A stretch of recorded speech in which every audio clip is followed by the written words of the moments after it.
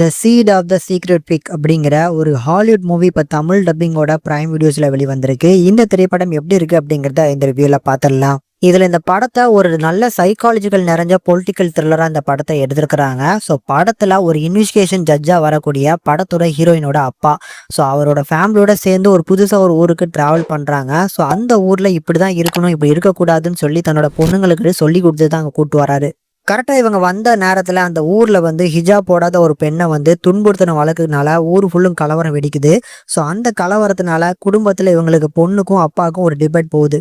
டிவியில் சொல்கிறது எல்லாமே ஃபேக்கு அப்படிங்கிற மாதிரி பொண்ணுங்க சொல்ல, அப்பாவும் அம்மாவும் பார்த்தீங்கன்னா ஸோ அதுக்கு ஆப்போசிட்டாக இருக்கிறாங்க. இந்த வாக்குவாதத்துக்கு இடையில அப்பா வச்சிருக்கக்கூடிய துப்பாக்கி வீட்டில் இருந்து காணாமல் போகுது. இதுக்கப்புறம் இந்த கதையில் என்னெல்லாம் நடக்குது அப்படிங்கிறத பயங்கர சுவாரஸ்யமாக எடுத்துகிட்டு சொல்லியிருக்க படம் தான் இந்த படம். இந்த படத்தை பொறுத்தளவுக்கு ஆஸ்காருக்குலாம் பார்த்தீங்கன்னா நாமினேட் ஆன ஒரு படங்க. அதில் பெஸ்ட்டு ஃபியூச்சர் ஃபிலிம்காக ஆஸ்கரும் வாங்கியிருக்குங்க. இந்த படம் 2025 தான் வாங்கியிருக்கு. ஸோ அதுக்கு ஒர்த்து அந்த படம் கேட்டிங்கன்னா கண்டிப்பாக ஒர்த்து தான்.